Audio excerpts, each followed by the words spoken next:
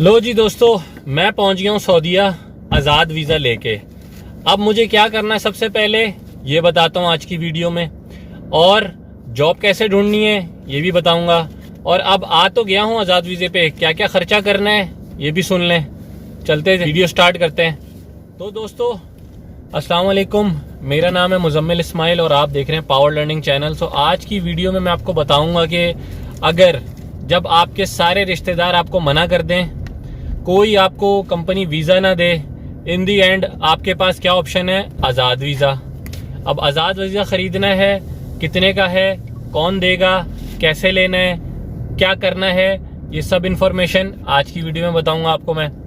तो दोस्तों जब आप बिल्कुल मायूस हो जाएं कि कोई मेरा रिश्तेदार, कोई मेरा दोस्त मेरी बात नहीं सुन रहा और मुझे वीज़ा नहीं लेके दे रहा, किसी कंपनी का फ्री वीज़ा या कोई एजेंसी मुझे नहीं दे रही वीज़ा, तो उसके बाद हमने ट्राई करनी है आज़ाद वीज़े की।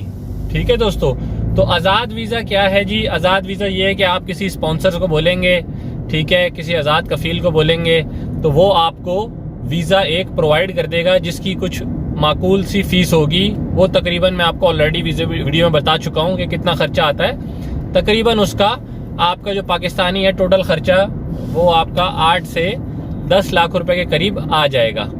मैं आपको सऊदीया आने से या मिडिल ईस्ट आने से मना नहीं करता, वैकेंसीज बहुत हैं, अपॉर्चुनिटीज़ बहुत हैं, आप ज़रूर आएँ। मैं आपको कभी भी ये नहीं बोलूँगा कि आप ना आएँ, अपॉर्चुनिटीज़ बहुत हैं। अगर आप समझते हैं कि आप यहाँ आके आज़ाद वीज़े पे अपने आप को सेट कर सकते हैं तो आप ज़रूर आएँ। आज के आज ही वीज़ा ख़रीदें, आज के आज ही आएँ, क्योंकि इसमें कोई नहीं। बहुत सारे लोग आज़ाद वीज़ा पे भी आते हैं और वो लोग बहुत कामयाब हो जाते हैं, लेकिन उसके लिए मेहनत थोड़ी ज़्यादा करनी पड़ती है। ठीक है, तो मेहनत से नहीं घबराना। अभी सऊदीया में इस वक्त बहुत बड़े बड़े प्रोजेक्ट्स जो हैं वो खुल रहे हैं। दोबारा से सऊदीया अपने पीक पे जाने वाला है, बहुत बड़े बड़े प्रोजेक्ट खुलने वाले हैं और बहुत अच्छी अच्छी जॉब्स आ चुकी हैं। जिसमें सबसे ज़्यादा जो अहम बात है वो ये कि आप स्किल्स जॉब जो हैं, जिसमें आपकी स्किल्स हैं, जैसे आप कोई टेक्नीशियन हैं, इंजीनियर हैं, इस तरह की जो हार्ड स्किल्स जॉब हैं वो, या सॉफ्ट स्किल्स जॉब में भी वो है। लेकिन अगर आप सोच रहे हैं कि मैं कोई ऑफिस जॉब में आऊँगा या उसमें कुछ करूँगा, ठीक है, तो उसके लिए यहाँ के लोकल्स को प्रायोरिटी दी जा रही है। ठीक है, तो सबसे ज़्यादा जो जॉब्स हैं वो इस वक्त स्किल्स लोगों की हैं, जो स्किल्ड लेबर है हमारी, या स्किल्ड टेक्नीशियन हैं, या जो हमारे इंजीनियर्स हैं। ठीक है, क्योंकि इस वक्त सऊदीया में बहुत बड़े बड़े प्रोजेक्ट जो हैं ऑलरेडी लॉन्च हो चुके हैं, जिन पे काम भी दिन रात स्टार्ट हो चुका है। ठीक है, तो इसलिए मैं आपको मना नहीं करूंगा, बल्कि यही एडवाइस करूंगा कि आप जल्द से जल्द अपना वीज़ा लगवाएं और सऊदीया पहुंचें। ठीक है, क्योंकि इस वक्त जो हालात हैं मुल्क में, उसको देख के मैं कभी भी आपको ये एडवाइस नहीं करूंगा कि आप वहाँ रुकें और अपना मज़ीद टाइम ज़ाया करें। यहाँ आ जाएँ, माशाल्लाह पाकिस्तान से बहुत अच्छी रोज़ी है, यहाँ पे आ जाएँ, अच्छा कमाएंगे, अच्छा खाएंगे, घर वाले भी खुश रहेंगे, आप भी परेशानियों से दूर हो जाएंगे। ठीक है दोस्तों, तो ये हो गई बात सारी। अब वीज़ा लेना है, क्या करना है, उसके लिए खर्चे वगैरह, तो कम से कम आपके पास 8 से 10 लाख रुपए इन हैंड होने चाहिए। 8 से 10 लाख रुपए इन हैंड आपके होंगे तो जिसमें से कुछ आपके जो है वीज़ा फीस लग जाएगी, कुछ आपके जो कफील होगा, स्पॉन्सर होगा, उसको चले जाएंगे, कुछ उसके बाद यहाँ पे आने के बाद आपके जो है इकामा लगाने में लग जाएंगे। तो ये सारी हैं लमसम अमाउंट जो मैं आपको बता रहा हूँ, 8 से 10 लाख। उसमें डिपेंड करता है कि आप किस वीज़ा पे आ रहे हैं। ठीक है, इसमें कुछ वीज़े ऐसे भी होंगे जिसपे मैं आपको बोलूँगा कि अगर आप स्किल्ड हैं तो आप उस वीज़े पे मत आइएगा, जैसा कि हाउस ड्राइवर, जैसा कि हाउस क्लीनर हो गया, ठीक है, और हाउस ड्राइवर हो गया। इस तरह के वीज़े पे आपने नहीं आना। आपने आना है तो किसी टेक्निकल वीज़े पे आना है, जिसका, जहाँ पे अरबी में इसको कहते हैं महना, जिसका महीना कोई टेक्निकल हो, ताकि वो चीज़ आप चेंज भी करा सकें। और स्किल्ड लोगों के लिए ये मशवरा है कि वो फॉर एग्जांपल जैसे कोई इलेक्ट्रीशियन है तो वो फिर इलेक्ट्रीशियन का वीज़ा ही इशू करवाए। अगर आप मैकेनिकल हैं तो आप मैकेनिकल का ही वीज़ा इशू कराएं, क्योंकि यहाँ पे आजकल इस चीज़ को लेके बहुत ज़्यादा मसले चल रहे हैं। अगर आपकी डिग्री मैकेनिकल में है और आप इलेक्ट्रिकल का वीज़ा यहाँ लेके आ जाते हैं तो उसके बाद जब आप सऊदी इंजीनियरिंग काउंसिल में रजिस्ट्रेशन करवाएंगे तो आपके लिए प्रॉब्लम हो जाएगा, क्योंकि अब सऊदी इंजीनियरिंग काउंसिल ने एक नया रूल मुतारिफ कराया कि जिसके हिसाब से जो आपकी डिग्री है वही आपका काम होना चाहिए और उसी के मुतालिक आपका एक्सपीरियंस होना चाहिए। तो वो आपका टेस्ट लेंगे और उसके बाद आपको एक सनद देंगे जो आपको हर साल 200 रियाल दे के रिन्यू करवानी होगी। ठीक है दोस्तों, तो ये तो कुछ मालूमात है रिलेटेड टू जब आप यहाँ आ जाएंगे आज़ाद वीज़ा लेके। अब आज़ाद वीज़ा लेके आप आ चुके हैं, सबसे पहले आके यहाँ पे करना क्या है। अगर तो आपका यहाँ कोई रिश्तेदार है, कोई दोस्त यार है, तो आप उनसे कोशिश करें कि उनसे राब्ते में रहें। ठीक है, उनसे राब्ते में रहें और जैसे यहाँ पे पहुँचते हैं तो उनसे कहें कि या तो अपने साथ वो अपना रिहाइश दे दें आपको, या अगर उनके साथ कोई मसले मसाइल हैं वो रिहाइश नहीं दे सकते तो आपके लिए कोई ना कोई रिहाइश अरेंज करके रखें। क्योंकि आप आ रहे हैं आज़ाद वीज़े पे, आप किसी कंपनी वीज़े पे नहीं आ रहे। तो आपको आज़ाद वीज़े पे आने के लिए सबसे पहले एयरपोर्ट पे जब उतरेंगे आप, तो आपको किसी मंजिल पे जाना है, किसी ठिकाने पे जाना है। तो उसके लिए आपके पास एक अदद रिहाइश का होना बहुत ज़रूरी है।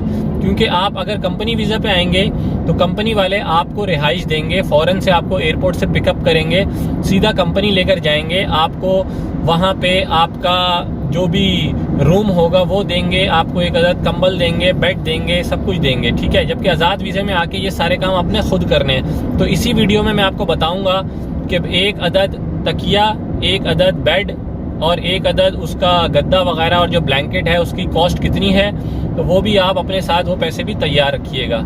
ठीक है, इसके अलावा आपको कम से कम भी 3 महीने का खर्चा अपने साथ रख के लाना है। क्योंकि आप यहाँ पे नए आ रहे हैं, आपकी जान पहचान नहीं है, आपकी जॉब यहाँ पे नहीं है, तो आपको कम से कम भी 3 महीने का खर्चा अपने साथ रख के लाना है।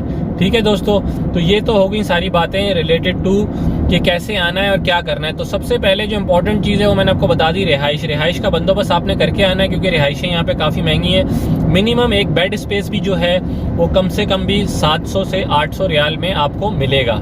ठीक है, अगर आप किसी के साथ शेयरिंग में भी रहते हैं तो कम से कम भी 400 से 500 रियाल तो आपको देने ही पड़ेंगे। ठीक है, और अगर आप सिंगल रूम लेके अकेले खुद रहना चाहिए तो आपको 1000 रियाल के करीब तकरीबन आपको मिनिमम चाहिए होगा, जिसमें आपको एक सिंगल वॉशरूम के साथ रूम मिल जाएगा जिसमें किचन नहीं होगा। ठीक है दोस्तों, तो ये तो हो गई सारी बातें। अब आगे जॉब ढूंढनी है। जॉब ढूंढने के लिए भी आपकी इंग्लिश कम से कम अच्छी होनी चाहिए, क्योंकि अगर सिर्फ आपको उर्दू आती है तो बहुत प्रॉब्लम होने वाली है आपके साथ। आप इंग्लिश और अरबी की थोड़ी थोड़ी प्रैक्टिस करें, कुछ उसके जुमले छोटे छोटे सीख के आएँ जो आपको यहाँ पे हेल्प करे।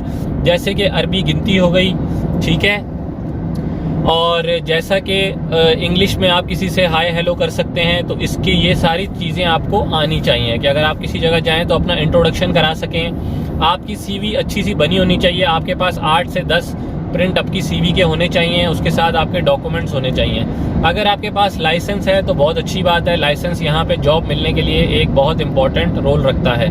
अच्छा, तो अब बात करते हैं कि आजकल प्रोजेक्ट्स कौन से स्टार्ट हुए हैं। प्रोजेक्ट इस वक्त माशाल्लाह यहाँ पे बहुत एक नियम के नाम से और एक दी लाइन के नाम से बहुत बड़े प्रोजेक्ट्स हैं जो सऊदी अरेबिया ने इस वक्त ऑलरेडी इस पे काम स्टार्ट हो चुका है, जहाँ पे दिन रात मशीनें जो हैं वो काम कर रही हैं और बहुत ज़्यादा तेज़ी से वहाँ पे सिविल का काम अभी स्टार्ट है।